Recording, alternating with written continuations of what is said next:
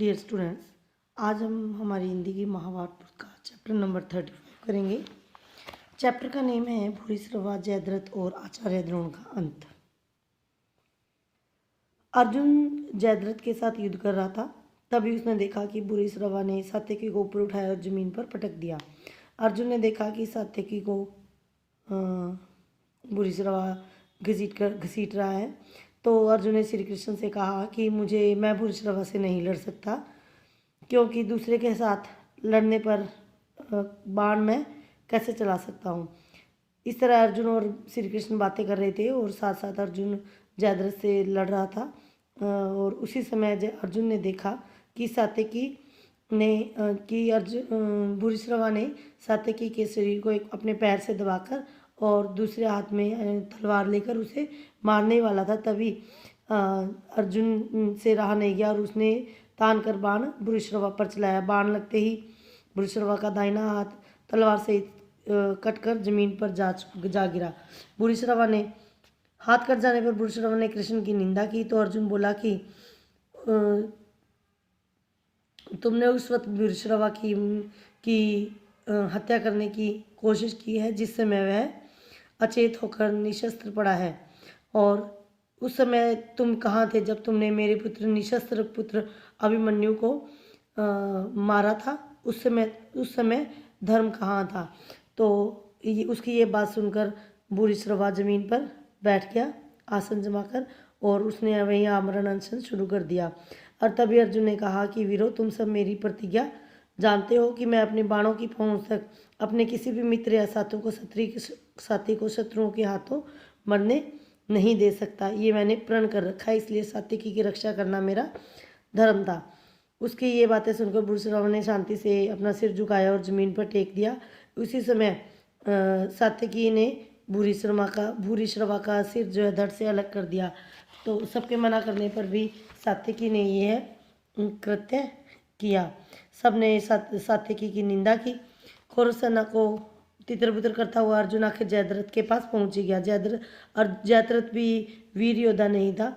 जयद्रथ को हराना अर्जुन के लिए भी आसान नहीं था। दोनों बार बार सूर्य की ओर देखते थे। सूर्यास्त का समय भी नज़दीक आ रहा था, परंतु जयद्रथ और अर्जुन का युद्ध समाप्त होने के कोई लक्षण नजर नहीं आ रहे थे। यह सूर्यास्त होने वाला था, यह देखकर दुर्योधन के मन में बड़ा खुश हो रहा था। वो मन में कि बस जरा सी देर और जयद्रथ तो बच ही जाएगा, अर्जुन भी जो है मारा जाएगा, क्योंकि अर्जुन ने प्रण लिया था कि शाम तक कि संध्या काल तक मैं अगर जयद्रथ का वध नहीं करूँगा तो मैं आत्मदाह कर लूँगा। जयद्रथ भी सूर्य को देखने लगा। उसे लगा कि सूर्य जो है अस्त हो गया है, तो वो खुशी बड़ी आनंद मनाने लगा। तो इसी बीच श्री कृष्ण ने अर्जुन से कहा कि सूर्य अभी अस्त नहीं हुआ है, तुम अपना कार्य अपनी प्रतिज्ञा पूरी करो। यह सुनते ही अर्जुन की गांडी से एक तेज बाण छूटा और जयद्रथ का सिर लेकर उड़ गया। कृष्ण ने सही समय पर अर्जुन को बताया कि उस जयद्रथ का सिर नीचे नहीं गिरने देना है। अर्जुन ने ऐसा ही किया। जयद्रथ के पिता राजा वृषत्र अपने आश्रम में ध्यानमग्न बैठे थे, संध्या वंदन कर रहे थे। इतने में जयद्रथ का सिर उनकी गोद में जाकर गिरा। ध्यान समाप्त हो गई। जब वृषत्र की आंखें खुली और वह उठे तो जयद्रथ का सिर उनकी गोद से जमीन पर पड़ गया और उसी क्षण वृषत्र के सिर के भी 100 टुकड़े हो गए।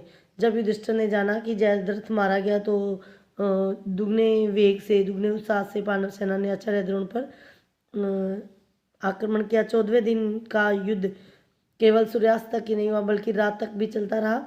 घटोत्कच जो कि भीमसेन का पुत्र था, उसने भी बड़ा भयानक युद्ध किया।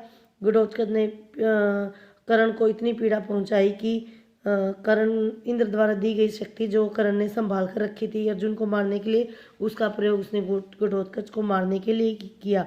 पांडवों की दुख की घटोत्कच मारा गया और पांडवों के दुख की कोई सीमा नहीं रही। उधर अर्जुन ने श्री कृष्ण ने अर्जुन से कहा कि अर्जुन, कोई कुचक्कर रचकर द्रोण को परास्त करना ही होगा। अगर ऐसा नहीं होगा तो ये हमारा सर्वनाश कर देंगे। तो उन्होंने योजना बनाई और जो भीम है उसने एक हाथी को मारकर कहा कि जोर जोर से शोर मचाने लगा कि अश्वत्थामा मारा गया, सुदामा मारा गया। तो द्रोण ने जब ये सुना उन्हें विश्वास नहीं हुआ। द्रोण जो है वो विचलित हो गए और युधिष्ठिर के पास आए और उन्होंने युधिष्ठिर से पूछा कि युधिष्ठिर से पूछा तो उन्हें विश्वास था कि युधिष्ठिर जो है वो सत्य बोलेगा। तो युधिष्ठिर ने कहा कि हाँ सुदामा मारा गया, परंतु यह कहते कहते अंत में उन्होंने यह भी कह दिया धीरे से कि मनुष्य नहीं आती। इसके साथ ही भीम और अन्य वीरों अन्य पांडवों ने जोर से शंखनाद और सिंहनाद किया, जिससे कि युधिष्ठिर के अंतिम क्षणों को अंतिम जो वचन थे, अंतिम जो पंक्ति थी उसे द्रोण सुन नहीं सके और पुत्र शोक से दुखी होकर द्रोण वहीं बैठ गए। और उसी समय धृष्टद्युम्न ने आचार्य द्रोण की गर्दन खड़ग जो गर्दन पर खड़ग से वार किया और उनकी गर्दन जो है वो धड़ से अलग कर दी।